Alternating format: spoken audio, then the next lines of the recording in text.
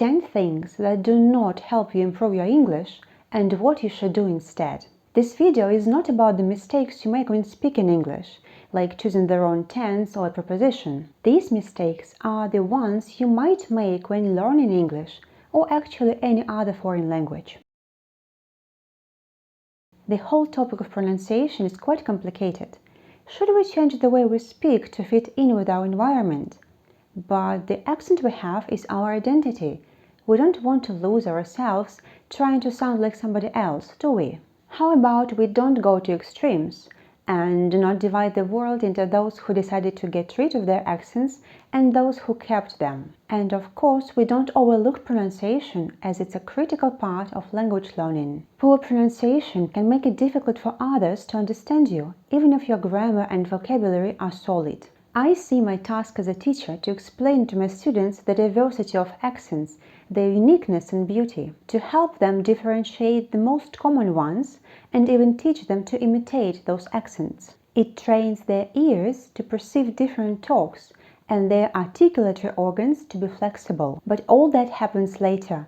First of all, there is a need to learn how to pronounce the words accurately. It involves paying attention to how sounds are formed and articulated, as well as to the importance of differentiating sounds that appear similar yet make a great difference to the meaning. What I mean is to clearly pronounce ship if you speak about kind of water transport, and sip if you refer to drinking something. Think, which is mental activity, and sing, which is a part of kitchen furniture. Or, if it's a verb, to sink, it will mean to drown. It's tempting to believe that learning as many words every day as possible will boost your vocabulary quickly. So you grab this list of 100 most common words in English, or these phrasal verbs will bring your English to another level, or whatever list you happen to come across on the internet. But when you start learning them, it brings you nothing but frustration and burnout. Why? Because, first of all, you cannot turn your brain into a dictionary, filling it out with tons of irrelevant and boring information. Second of all, let's imagine for a moment that you did manage to learn all those 100 words. Now what?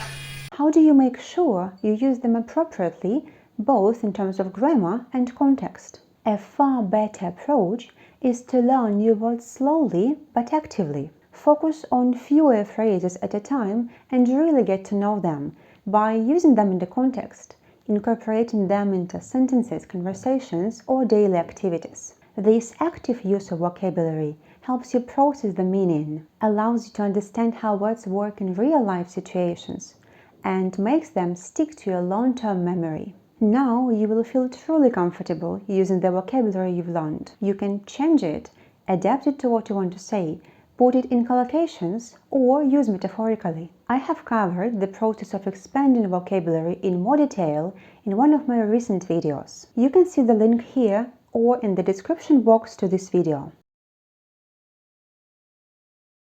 Funny thing, the better you get at English, the more you worry that you know nothing. Every article or a video seems to mock you with tons of phrasal verbs, idioms, grammar constructions which you haven't faced before.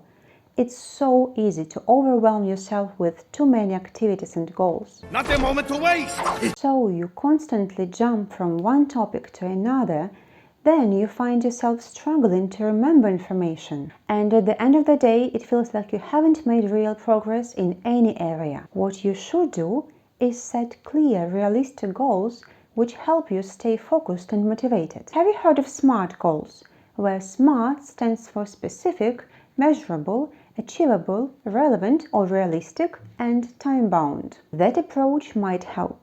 But be careful identifying what exactly each aspect means to you. I spoke more about this approach and how to adjust it to your learning needs in one of my past videos, which I will link both here and in the description box. Let me give you a short example. You might set a goal to learn 10 new words every week. That's right, not a day, a week. Or to practice listening for 20 minutes a day. These goals will help you get this important habit of learning. By focusing on one step at a time, you will find that you are more productive, less stressed, and are more likely to stick with learning in the long run. Textbooks are great, I mean it. They give you the thing you might not be able to get on your own, the structure. But at the same time, they may not fully prepare you to how English is spoken and used in real life. While it's essential to get the rules and logic and a solid understanding of how the standard English works at lower levels, higher level use of English is much more dynamic and unpredictable. To truly improve your English, you need to engage with the language in real-life contexts, whether it's through listening to podcasts, watching TV shows, reading articles, or joining online communities. Immersing yourself in the content that you find interesting will make your learning process more enjoyable and effective. By using English in everyday situations, you will not only expand your vocabulary, but also develop the ability to understand different contexts, conversational slang, and idiomatic expressions, which in turn will help you become more confident and fluent. As I said, textbooks are a valuable resource, but the key is to combine formal learning and authentic materials that reflect your interest. You should be careful here, though, not to fall for another mistake when learning English.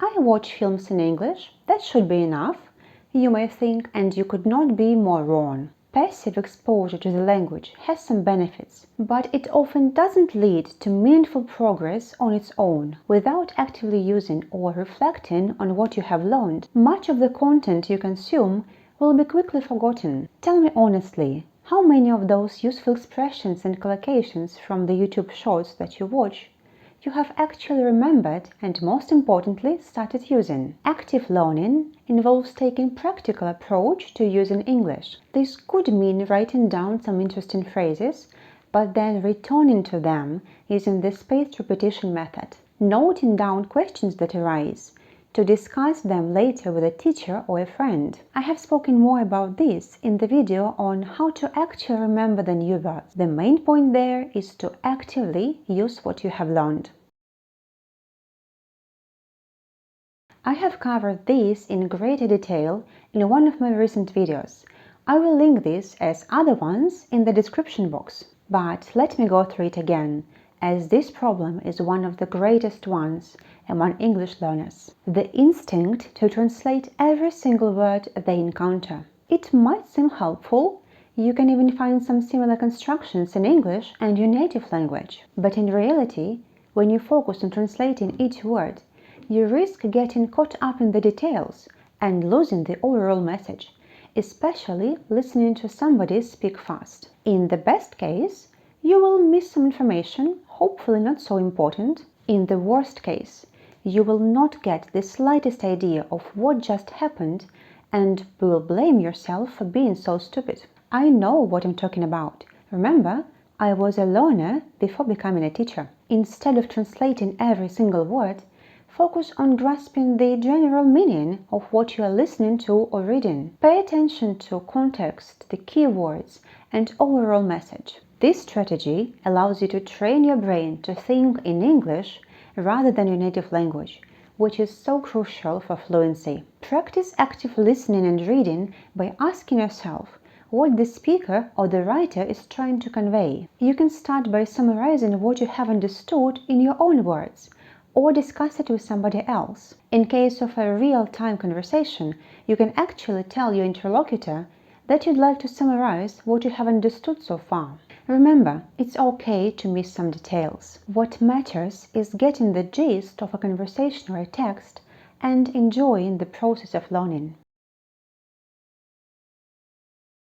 A hypothetical, yet unfortunately pretty relatable situation. Say you and your friend used to learn English together, but then she got this chance to move to an English-speaking country. Naturally, her English is growing faster as she needs to use it much more often. I mean, all her life now is revolving around English. You're happy for her, but you can't help comparing your progress to hers. Need I say this comparison is not in your favor? The thing is, everyone's learning journey is unique, and comparing yourself to others leads to frustration. You might forget that their circumstances, time commitment, and even past experience with the language are different from yours. Instead of focusing on your own growth, You might start to feel that you are doing not well enough. Learning English is a personal journey, and comparing yourself to others can overshadow the real progress you are making. What should you do instead?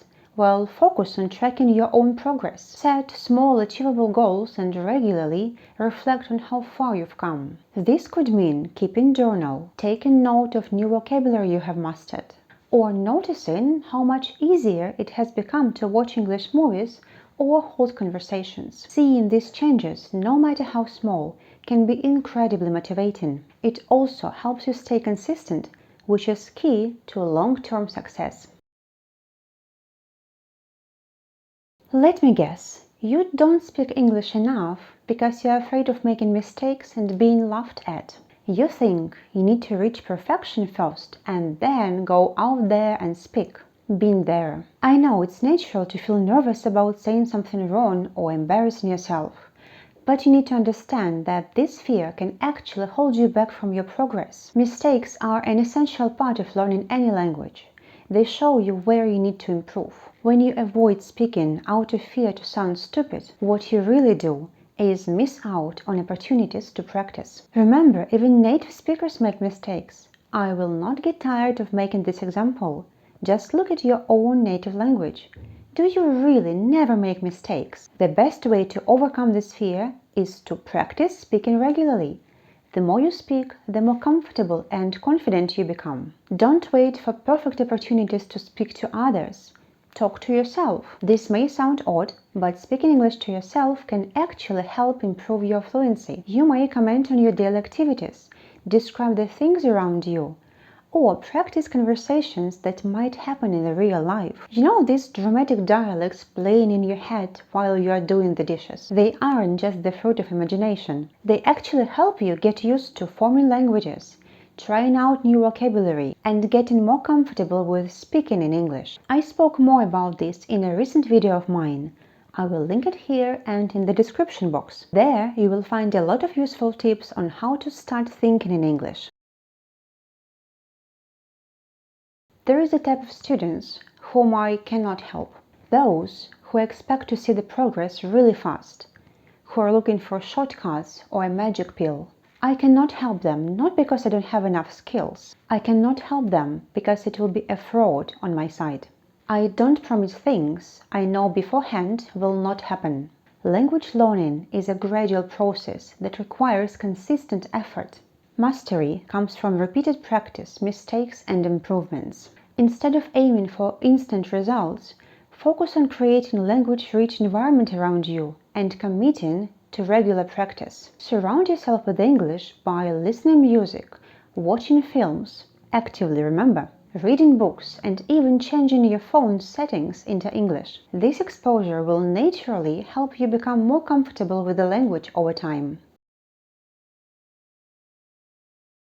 Languages and cultures are deeply connected, and when you are trying to learn a language without understanding the culture behind it, you miss out on essential context. Languages aren't just about vocabulary and grammar. They are about how people express themselves, their values, traditions, and humor. Without this cultural context, certain phrases can seem confusing or be misinterpreted. For example, idioms and jokes often don't make sense unless you understand the cultural references behind them. Since English is the global language spoken across diverse cultures, don't limit yourself by getting to know just the American way of living, or sticking with the British peculiarities only. In fact, why don't you familiarize yourself with both? And many more. These are my top of do's and don'ts for learning English. Remember, learning a language is not about perfection. It is about progress. Each step you take, even a small one, brings you closer to your goal. If you found this video helpful, feel free to like it and subscribe so you won't miss any of my future tips and techniques on how to improve your English. Also, let me know in the comments which don'ts surprise you the most, or if you have any other learning tips, I'd love to hear them.